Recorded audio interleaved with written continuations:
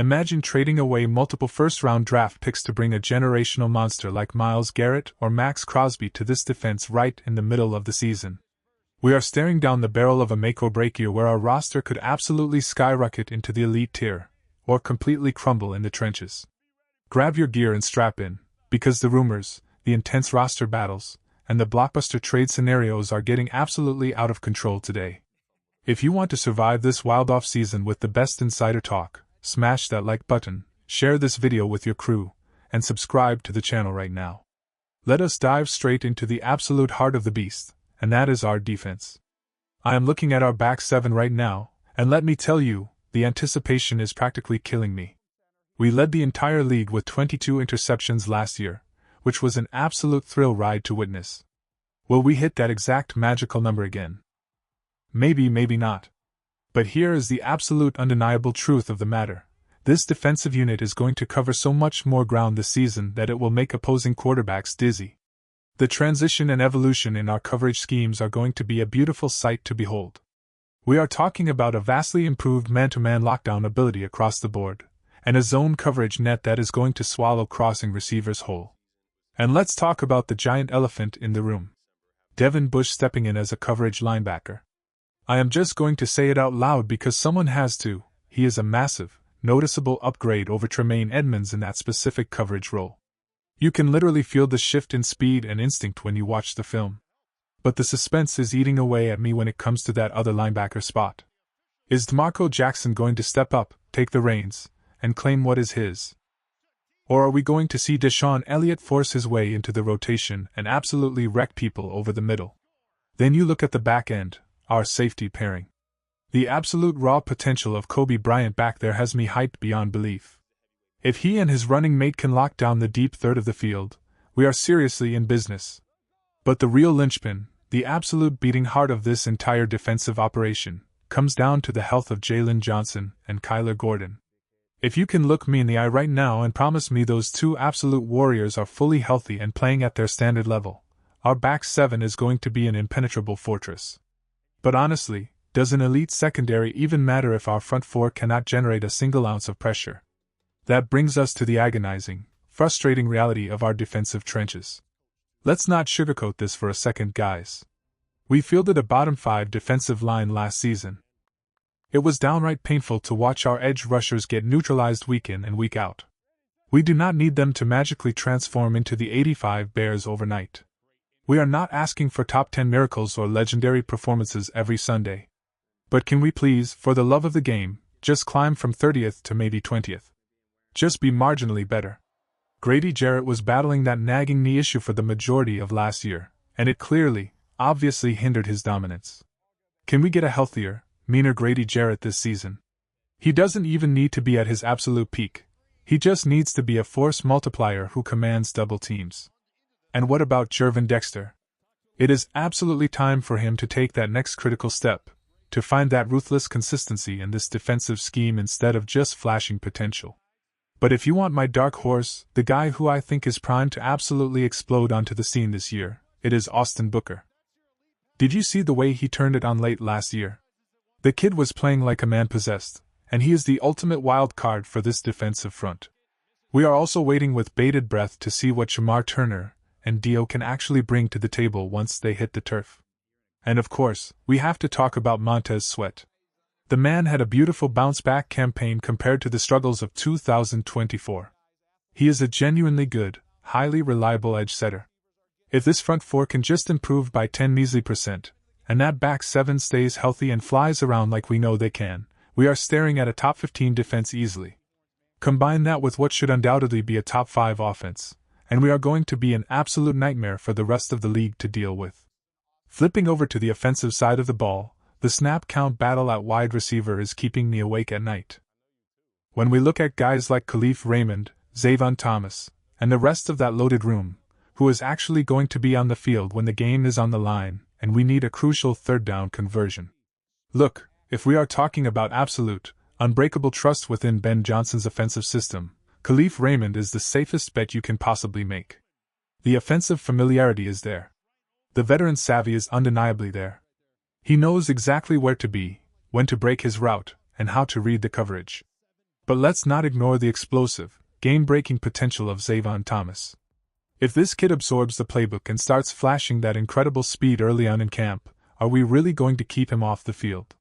By the time December rolls around, he could absolutely steal the show and become our third most heavily utilized receiver. It is a wide-open race, and the tension in that receiver room is going to forge absolute diamonds. Now, let's talk about the defensive free agency rumor mill, because the whispers surrounding veteran Cam Jordan have been absolutely deafening lately. But did you catch what Dennis Allen recently said to the press? When pressed about his experience coaching Cam and a potential reunion, he gave the most beautifully generic coach speak you will ever hear in your life. He praised him endlessly, called him a future Hall of Famer, said he loved him to death, but then let slip that there hasn't been much movement on their end at all. To me, that is a massive, glaring indicator that the front office is playing this incredibly close to the vest. They aren't rushing into panic signings. Here is my ironclad prediction for how this plays out. The brass is going to wait. They are going to suffer through OTAs, survive the grind of minicamp, and closely watch the first bloody weeks of training camp before they make a single move. They need to know the exact health status of Shamar Turner and Dio. Are they actually going to be ready for week 1? If there is even a shadow of a doubt, that is exactly when the trigger gets pulled on a veteran edge rusher. Sure, Cam Jordan might still be sitting on his couch waiting for the right call. A guy like Joey Bosa probably has zero interest in grinding through spring workouts anyway, so he is perfectly fine waiting. And we all know Jadeveon Clowney loves to wait until the absolute final second, sometimes the week of the season, before signing a contract. The front office is playing a high-stakes game of chicken, and they are aggressively betting on their internal development first. Let's pivot to a positional battle that has me absolutely buzzing with nervous energy. The war at the cornerback position. This brings me to our official question of the day. Do you think a hungry, ultra-talented rookie like Malik Muhammad actually has what it takes to steal Tyrique Stevenson's starting job by week 1? Get down in the comments right now and let me know your fiery predictions because I am reading every single one. Because let me tell you, Malik Muhammad is a massive problem for opposing offenses. This kid had first-round and second-round grades plastered all over his draft profile, and the fact that he slipped down into the 4th round is nothing short of criminal negligence by the rest of the league. Dennis Allen has already publicly challenged him to bulk up his frame, but they are already throwing him right into the fire with crucial reps at the nickel spot. His natural home is on the outside, without a doubt, but building that positional versatility is a stroke of pure genius, especially when we constantly hold our breath over Kyler Gordon's agonizing injury history. We desperately need a lockdown contingency plan. You cannot just hand the starting job to Muhammad though. Tyrique Stevenson is entering a massive contract year, and if there is one thing that creates an absolute monster on the gridiron, it is the pursuit of a life-changing payday. He is going to be violently motivated. And Jalen Johnson. After battling through the bumps and bruises of last year, he knows this roster is finally, genuinely built to win. He has zero guaranteed money left after the season, which means his back is against the wall. The desperation, the drive, and the sheer talent in that defensive backroom are going to create the most vicious, fiercely competitive training camp we have seen in years. If I had to bet my house on it today, Johnson and Stevenson are your week 1 starters, but do not sleep on Muhammad stealing reps for a single second. Let's take a trip into absolute dreamland for a moment. Imagine we hit week 7 of the regular season. The offense is clicking on all cylinders, the secondary is locking down elite receivers, but our pass rush is still utterly lifeless. Would the front office actually mortgage the future and trade multiple first-round draft picks to save the season? Listen to me, if you are giving up multiple first-rounders, you aren't just trading for a good player. You are trading for a football god.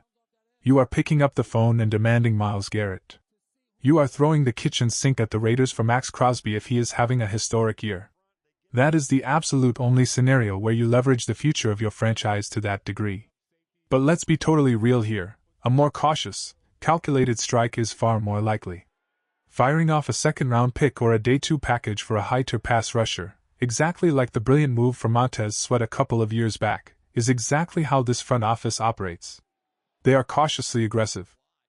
They won't burn the house down recklessly, but if they smell blood in the water and realize they are exactly one edge rusher away from hoisting a Lombardi trophy, you better believe they will pull the trigger without hesitation. And what about the defensive interior? The word on the street is that there is massive internal optimism about Dio bouncing back and sliding inside to cause havoc. Dennis Allen insists he is still in the mix on the edge, but let's be practical. If Austin Booker dominates training camp like we all expect and demand, Dio is going to be rotating heavily on the interior defensive line.